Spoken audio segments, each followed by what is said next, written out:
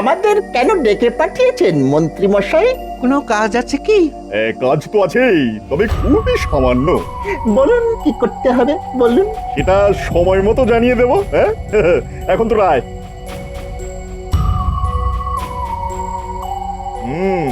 সব দিক আট ঘাট বেঁধে তবেই নামতে হবে।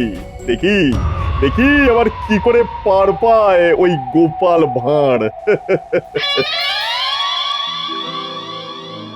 আরে এসো এসো এসো। কিছু কি ভেবেছেন?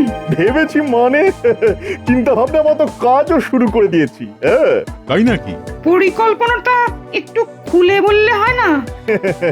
হ্যাঁ এবারে শোনো, আমাদের রাজ্যে যেসব বিদেশিরা ব্যবসা করতে আসে তাদের শিখিয়ে দিতে হবে যে কি শেখাবেন মন্ত্রী মশাই? তারা মহারাজের কাছে গিয়ে বলবে যে কৃষ্ণনগরে ব্যবসা করার জন্য গোপাল তাদের কাছ থেকে লভ্যাংশ চাইছে। আর এই জন্য তাদের এখানে ব্যবসা করতে অসুবিধা হচ্ছে।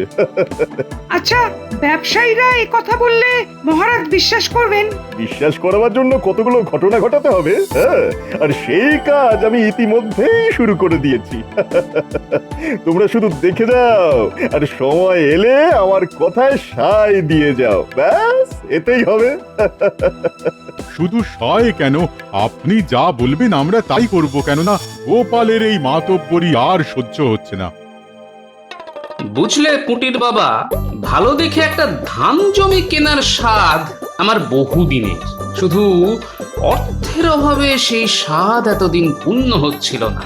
সে তো আমি জানি, কত কষ্ট করে টাকা কটা জমিয়েছো, আর আমারও সন্ধানে এই জমিটা ছিল। এখন ভগবানের দয়া সবকিছু পাকা হলেই মঙ্গল। আচ্ছা, জমিটার কত দূরে? এই তো প্রায় এসে গেছি। ওই দেখো জমি দেখা যাচ্ছে। আসুন আসুন গোপাল বাবু। আপনি আমাকে চেনেন? শুধু আমি কেন, আপনার মতন মানুষকে সারা কৃষ্ণনগর চেনে। আসুন জমিটা দেখে নিন। দেখুন, আমি শুধু পাত পেড়ে ভাত খেতে পারি, কিন্তু ভাতের নেপথ্যে ধান বা ধানের জমির ব্যাপারে আমার কিন্তু বিন্দু বিসর্গ জ্ঞান নেই। পুটির বাবা বলেছে ভালো, তাই দেখতে চলে এলাম। তাহলে আমার জমির ব্যাপারে আমি বলি। জমি আমার খুবই উর্বর, একেবারে দু ফসলা, আর বিঘা প্রতি ধানের ফলন এই অঞ্চলে সব জমির থেকে ভালো। তাহলে বেচছেন কেন? আসলে একটু টাকার দরকার পড়েছে, তাই পুটির বাবা বলেছিল আপনি নাকি 2 বিঘা নেবেন। হ্যাঁ, দুটি মাত্র প্রাণী আমরা, তাই 2 বিঘাই যথেষ্ট। এই নিন অগ্রিম বাবদ কিছু টাকা। এরপর সময় মতো একদিন এসে বাকি টাকা দিয়ে কাগজপত্র তৈরি করে নিয়ে যাব। ঠিক আছে, ওসব নিয়ে আপনাকে ভাবতে হবে না।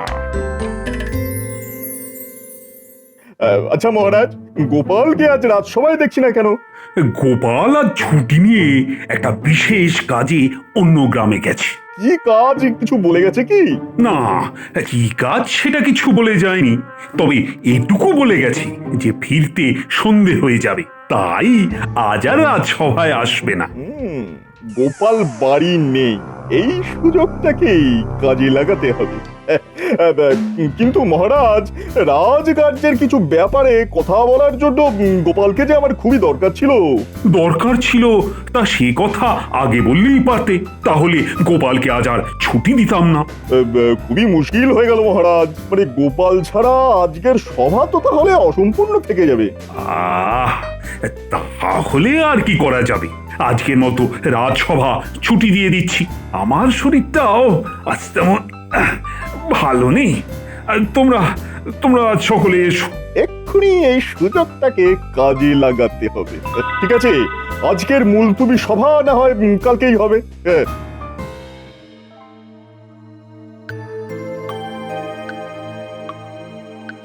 বটা বটা, বাড়ি আছিস নাকি? এই বটা। আরে মন্ত্রী মশাই যে, কি সৌভাগ্য আমার। শোন, আজই তোদের একটা কাজ করতে হবে। তা ওটা কোথায়? ওকে নিয়ে চিন্তা করবেন না, কাজের কথাটা শুরুত করে বলে ফেলুন, আমি ফুরুত করে ঘটাকে ঠিক খুঁজে নেব। তাহলে শোন, তাহলে বুঝতে পেরেছিস তো কি করতে হবে? একেবারে পরিচ্ছন্ন জলের মতো বুঝতে পেরেছি। তা কখন করতে হবে? এক্ষুনি। হ্যাঁ। বুঝতে পেরেছিস তো? আমাদের তককে তককে থাকতে হবে। তাহলে তো এখন একটু লুকিয়ে থাকতে হয়।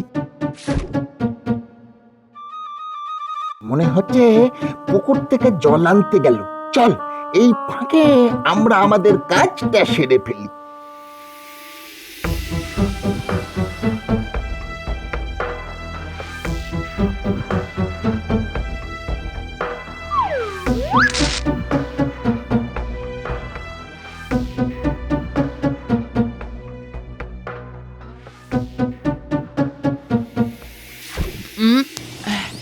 আরে আরে আরে পায়ে একটা কি ঠেকলো না?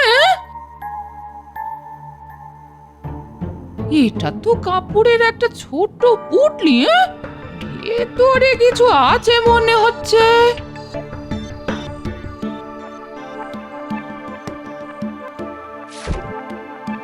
হ্যাঁ, এবার পুটলি খুলে দেখতে হবে ভেতরে কি আছে। হ্যাঁ, আমি কি দেখছি? সোনার মুদ্রা এ দিয়ে গেল। তাহলে নিশ্চয়ই ভগবানে দিয়ে গেছে। ভগবান ছাড়া আমায় কে দেবে? আমার দুঃখ দুর্দশা দেখে তিনি দিয়ে গেছেন এই সোনার মুদ্রা। জয় ঠাকুর, জয় ঠাকুর। রে, ঠিক জায়গা মতো রেখে এসেছিস তো? একেবারে। গোপালের বউ ওই স্বর্ণ মুদ্রা থলিটা দেখতে পেয়েছো তো? দেখতে পেয়েছে মানে? দেখতে পেয়ে ঘরের ভিতরে নিয়ে চলে গেছে। তারপর ওই পুটুলির ভেতর স্বর্ণমুদ্রা দেখে যাকে বলে ওই চোখ একেবারে ছানা বড়া। খুব ভালো, খুব ভালো। এই নে তোদের পারিশ্রমিক।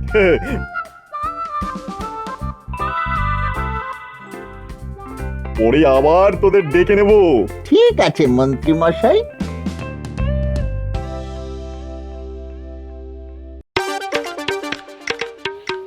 আরে ব্যাপার কি গোপাল, একেবারে মিষ্টির হাঁড়ি নিয়ে সোজা রাজসভায়। আগে মহারাজ, আমার অনেক দিনের ইচ্ছে পূর্ণ হতে চলেছে, তাই সবাইকে একটু মিষ্টি মুখ করাতে ইচ্ছে হলো। তাই ইচ্ছের কারণটা জানতে পারি কি? কেন জানতে পারেন না মহারাজ? আসলে অনেক দিন থেকেই একটা ভালো ধান জমি কেনার ইচ্ছে ছিল মনের মধ্যে। পুটির বাবা একটা ভালো ধান জমির সন্ধান দেওয়াতে কাল পুটির বাবাকে সঙ্গে নিয়ে পাকা কথা বলে জমির বায়না দিয়ে এলাম। বাহ বাহ বাহ, এ তো খুব ভালো খবর। তা কি এনেছো, রসগোল্লা না সরপুরিয়া? আগে ওই ভোলা ময়রার দোকানের গরম রসগোল্লা। তাহলে দাও দাও, সকলকে মিষ্টি মুখ করাও। গোপাল, মানে বলছি ওই রসগোল্লা বাঁচলে আমাকে কিন্তু তা দিও। মহারাজ, সকলে আমাকে পেটুক বলে, কিন্তু আপনিও দেখছি কিছু কম যান না।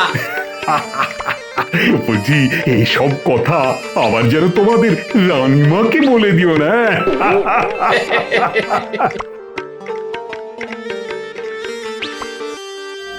তাহলে বুঝতে পারলেন তো আমাদের কি করতে হবে?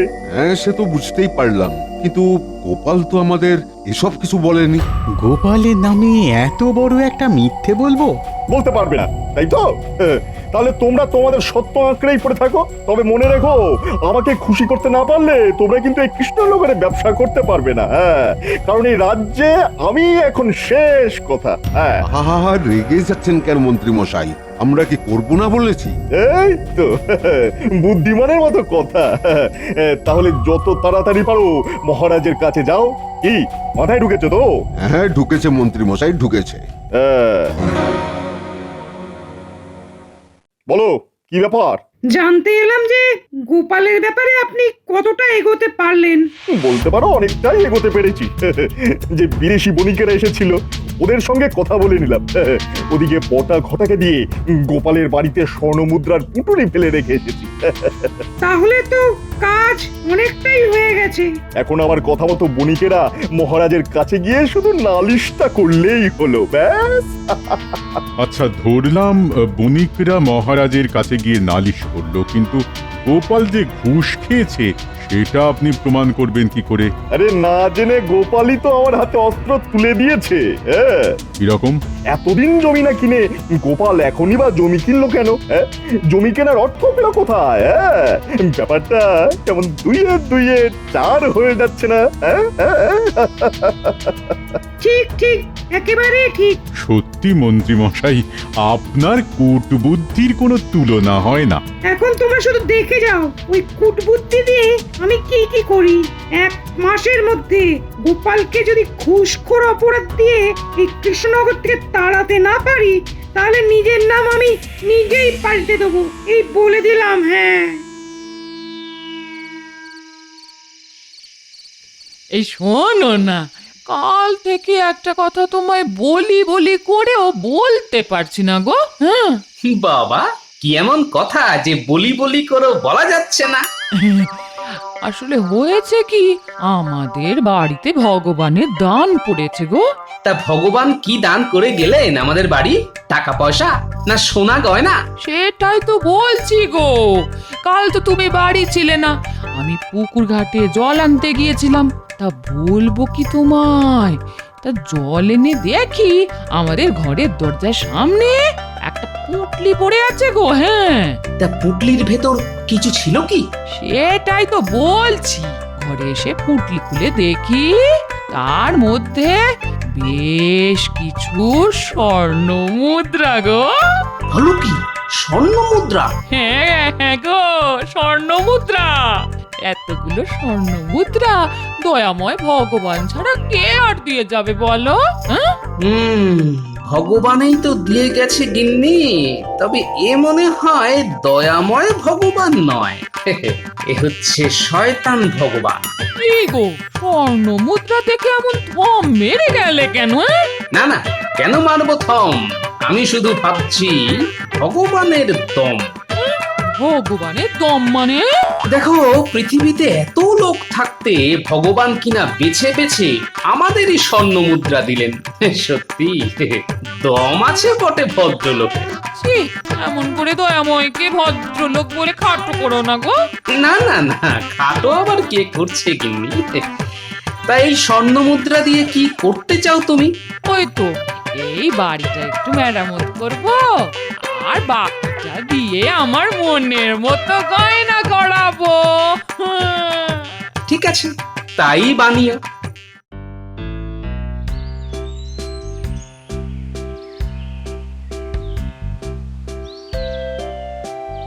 মহারাজ, দুজন বণিক আপনার সঙ্গে দেখা করতে চায়। বণিক? ঠিক আছে, নিয়ে এসো।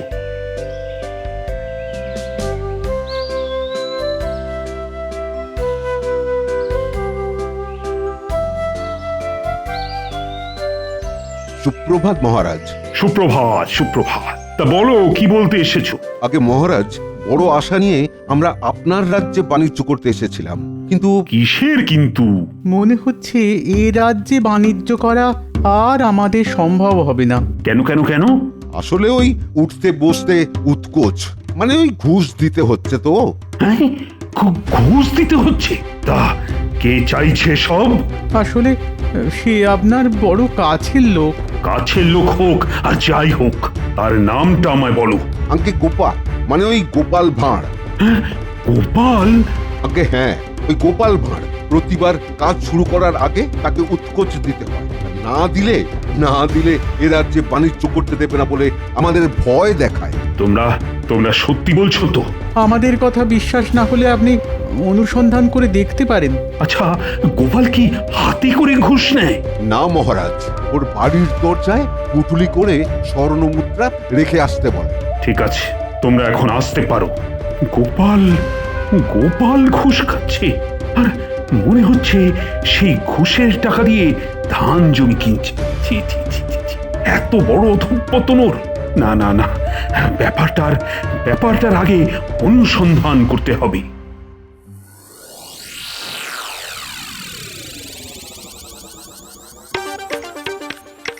আমার বাড়িতে কে গোপনে স্বর্ণ মুদ্রা রেখে গেল সেটা জানতেই হবে।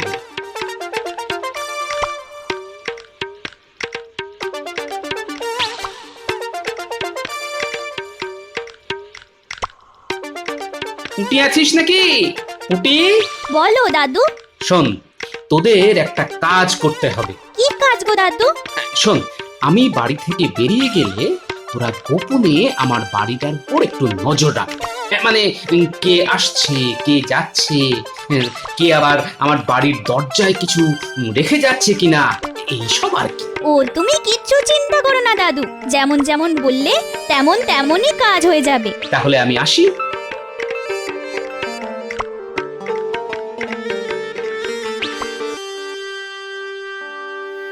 কাজ সেরে এসেছি মন্ত্রী মশাই। আপনার কথা মতো মহারাজের কাছে গিয়ে গোপালের নামে বিষ ঢেলে এসেছি। বাহ বাবা, খুব ভালো কাজ করেছো, বাহ বাহ।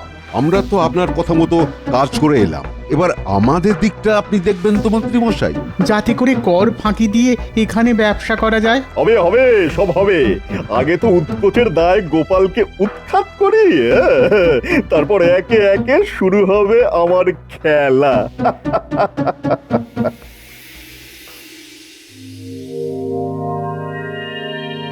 গিনি, আমি রাজসভায় চললাম।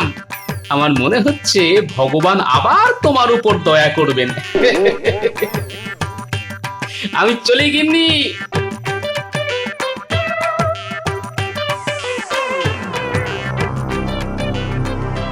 উফ, কি মশারে বাবা, এই কামড়ের কি জ্বালা। তার উপরে এই হইতে এক নতুন জ্বালা। মাঝে মধ্যে এই গোপালের বাড়ির সামনে ঘাপটি মেরে বসে থাকতে হবে, এবং গোপাল আর গোপালের বউ বাড়ি থেকে বেরিয়ে গেলে পুঁটলি ফেলে রেখে যেতে হবে ওর ঘরের দরজায়।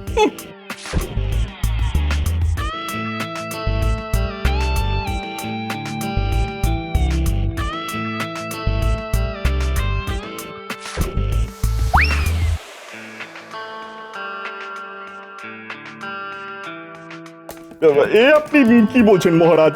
বিদেশি বণিকদের কাছ থেকে গোপাল ঘুষ খাচ্ছে? বণিকরা তো সে কথাই বলে গেল। কিছু মনে করবেন না মহারাজ, কিছুদিন ধরেই গোপালের চালচলনে আমারও কিছু কিছু সন্দেহ হচ্ছিল। হ্যাঁ, সন্দেহ হচ্ছিল? হ্যাঁ মহারাজ, সন্দেহ। আর সেই সন্দেহ আরো বেড়ে গেল যখন ও জমি কিনলো। হ্যাঁ, আচ্ছা মহারাজ, গুম করে গোপাল এতগুলো টাকা পেল কি করে? হ্যাঁ, শোনো মন্ত্রী, তুমি আর আমি গোপালের বাড়ির সামনে দাঁড়িয়ে থাকবো। তাহলে কাল সকালে বটা ঘরটাকে আরো কিছু স্বর্ণ মুদ্রা দিয়ে গোপালের বাড়ি ফেলে রেখে আসতে বলতে হবে। ঠিক আছে মহারাজ, ঠিক আছে।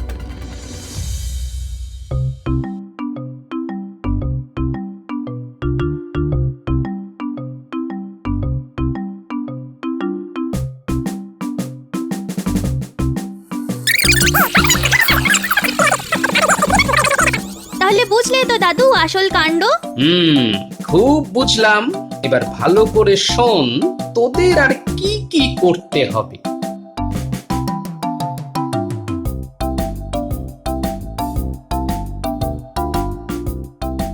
এই তো দুইজনেই আছিস। শোন, খুব তাড়াতাড়ি গিয়ে এই পুটুলিটা গোপালের বাড়ির সামনে ফেলে রেখে আসতে হবে,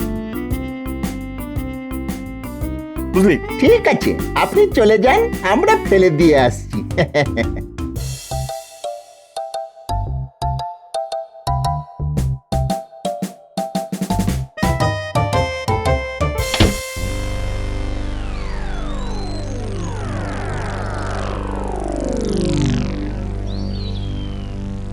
কি ব্যাপার মহারাজ, হঠাৎ আমার বাড়ির সামনে দাঁড়িয়ে?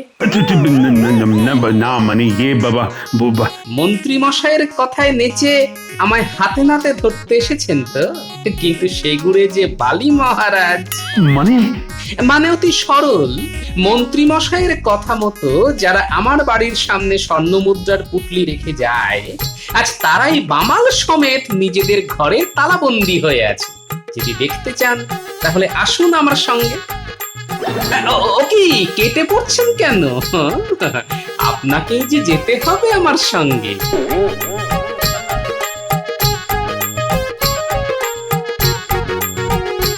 ওরে, কে দরজা বন্ধ করে দিল রে? ওরে খোল খোল, দরজাটা খোল।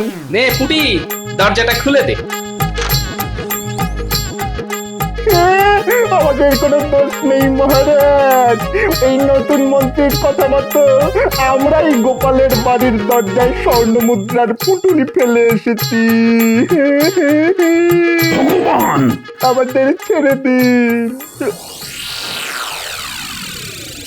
111 112 আর পারছি না মহারাজ। ওসব কোনো কথা শুনছি না।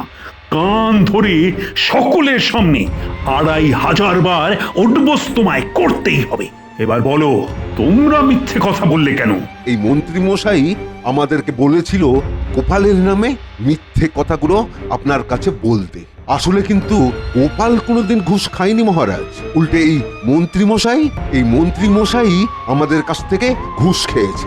মন্ত্রী বলেছিল আর তোমরা বলতে চলে এলে? ঠিক আছে, ঠিক আছে, তোমাদেরও কান ধরে 1000 বার করে উঠবস করতে হবে।